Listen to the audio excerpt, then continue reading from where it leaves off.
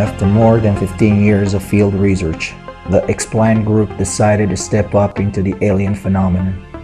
Since INEC's three-level classification of close encounters, the extent of the incidents and case studies grew to a degree of complexity which called for a new perspective in the interaction between humans and the visitors, shifting the prime focus of the investigation from the flying crafts to the extraterrestrial or interterrestrial biological entities, EBE, IBE. Close Encounters X, or CEX, is the TXP's 5-level classification of alien interference. CEX-1, or sighting of flying objects at great distance. CEX-2, or sighting of flying objects at medium or close range, which results in a modification of the environment. CEX-3, or sighting of EBE, IBE on the ground, with or without a craft. CEX-4, or human EBE, IBE interaction at all levels, from abductions to conflicts to cooperation. CEX-5, or human EBE, IBE product, from hybrids to clones to engineered living creatures, ELC.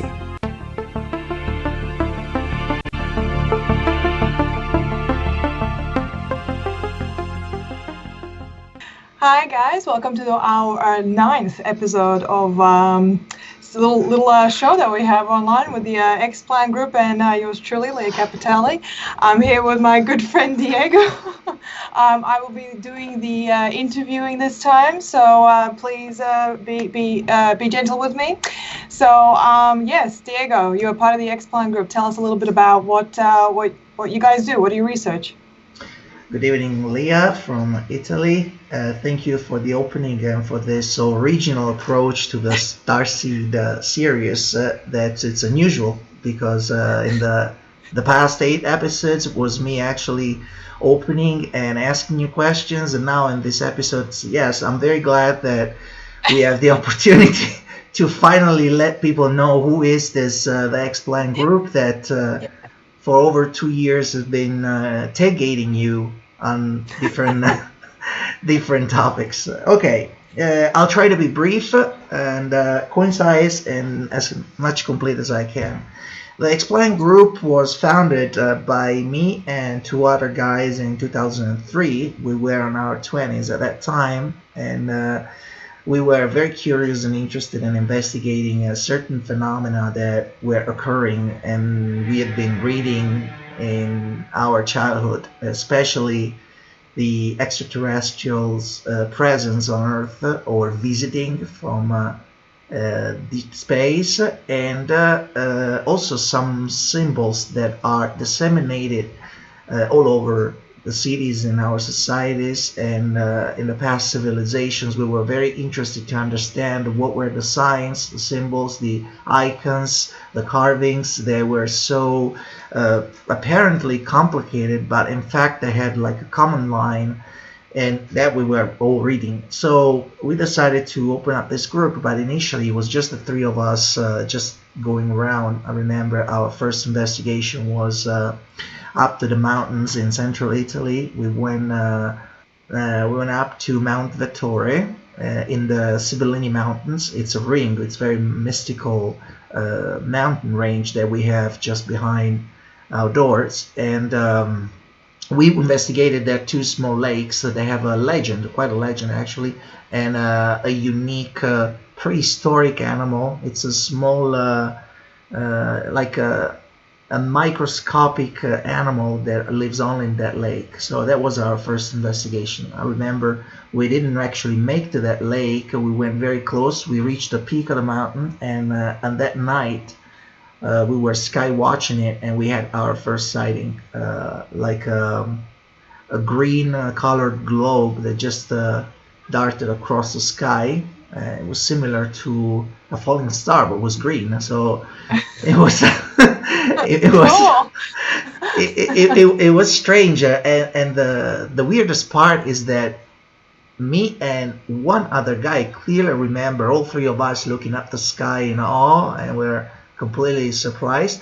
But the third guy, even today, he doesn't remember at all to have seen anything in that sky, while me and the other guy remember that he was looking up like us and his mouth was gaping like us. So I mean, it's that was a particular thing, and on that day I think we had our baptism of fire. We came across with the unknown. We came across with all the contradictions and the difficulties that this investigation pertains. And over the years, we found out that it was a lot more complicated than we initially thought. It was not just like reading a book. You know, leading these things, traveling, talking to people, understanding science, and even coming across to some unexplained phenomena that leaves you totally disoriented, and it takes time. Actually, you can never get used to it. But even after so long and so many times, there is still the same excitement as before. And then comes 2016, the year in which we found out about you through internet. We found out about Leah Capitelli, and at that time, the Italian news also were talking about you on the internet. And it was particular because you were candidly admitting, hey guys, I'm a Starseed, I'm a Star People, my DNA it's not entirely human, like with such an spontaneity and innocence and like matter-of-factly attitude that it was very surprising to us. In the past, we've always found that people who were in your same situation either were trying to overdo things or were trying to hide things, were trying to sort of conform themselves to what they thought the people wanted them to say or do. But you, in your statements, you were just, hey, this is who I am. I don't really mind. I didn't care. Exactly. I don't mind what you guys think. This is me. That's it.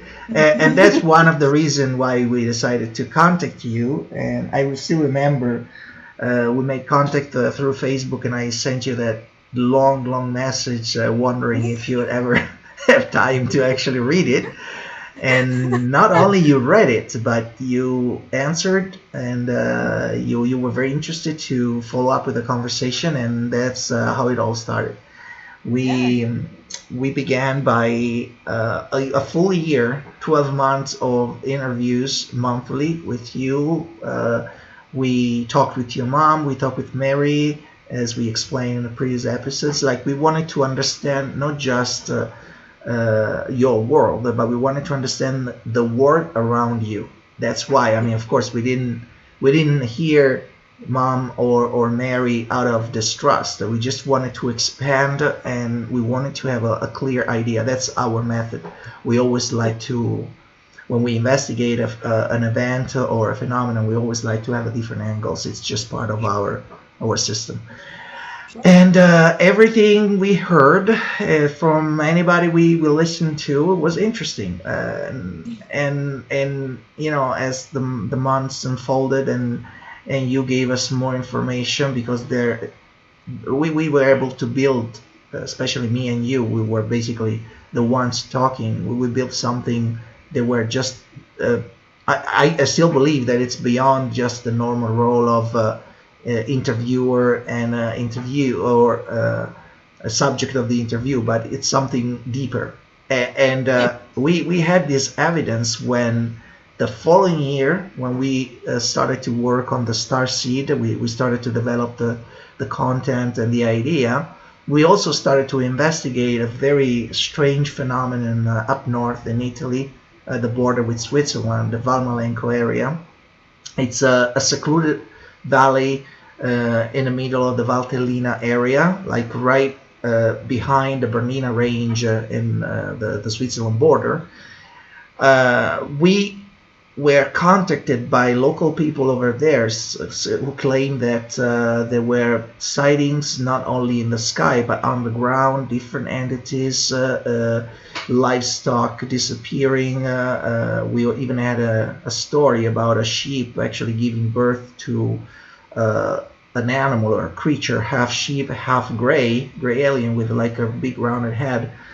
And so, I mean, we were interested and we were running these two things in parallel. And you didn't know anything about this in the beginning. I mean, we didn't share it with you. Then we started to, toward the end of the year, that year, and you got interested too. I mean, for some reason, you were attracted by that. And you started to talk with your contacts, with your ET contacts. And I remember, some nights when we were talking together, you told me, like some answers I get, but some other questions just go and answer. They just don't answer. And this is one of the times that I really understood a little bit more about your relationship with the ETs. Like when you told me, yes, I ask many questions, but not always I get the answers. And it occurred to me that, yes, it makes sense. I mean, it's not just because maybe they don't want to answer, it's because some answer could be incomprehensible for us, or just maybe it could be a protection for yourself. I mean, there are many different ways. And that episode that to me is essential, is like a pivotal episode in this, when the Valmalenco area and your interview really crossed borders and became one. It's that night, I still remember, it was like about 1 a.m. here, so around this time now.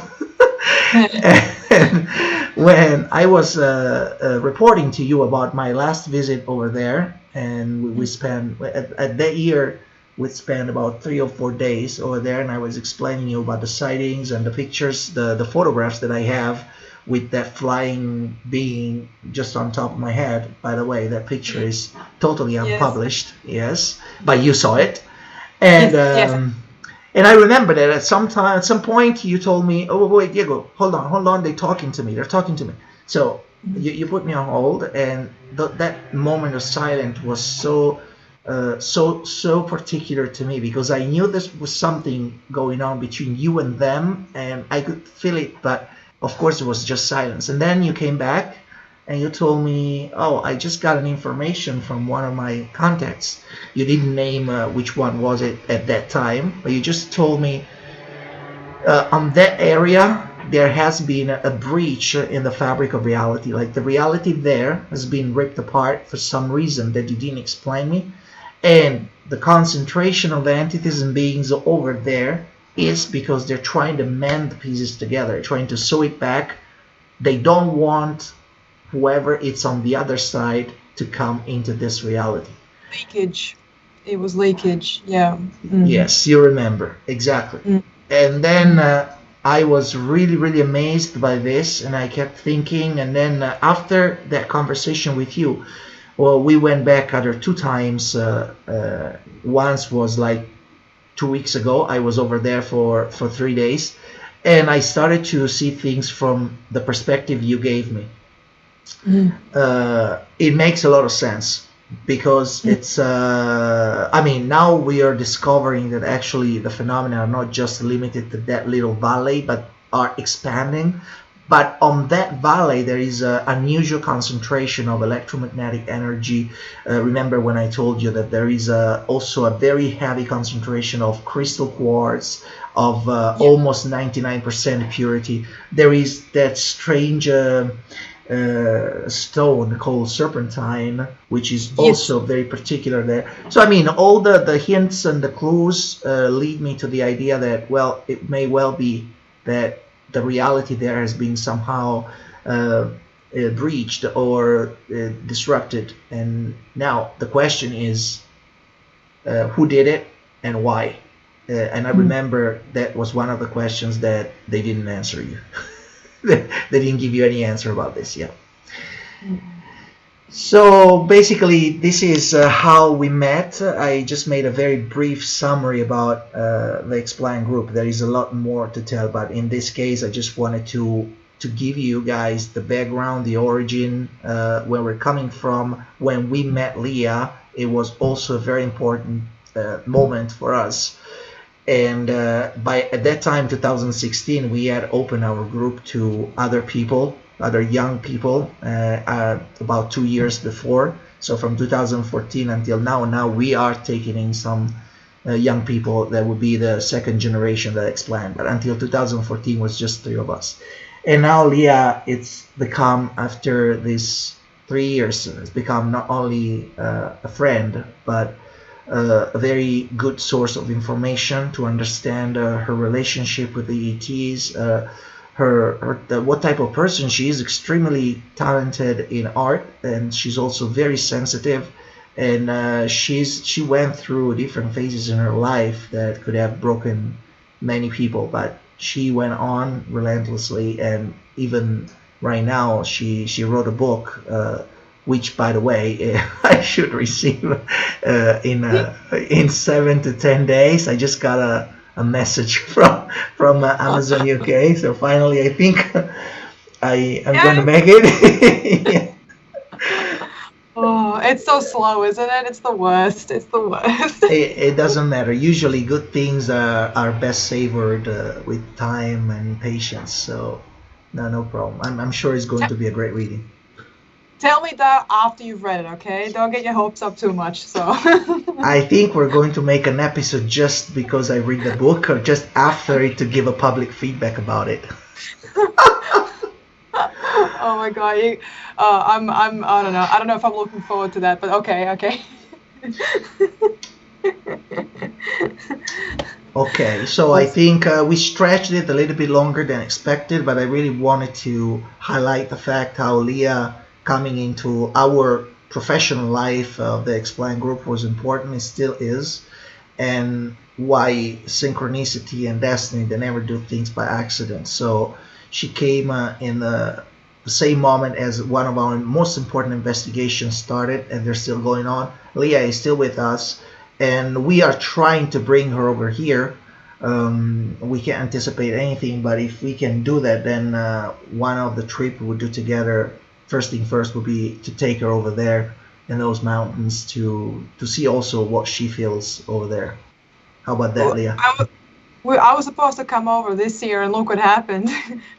Someone doesn't want me to come over, apparently. But we don't give up, do we? No, exactly. I don't care what anyone says. Exactly.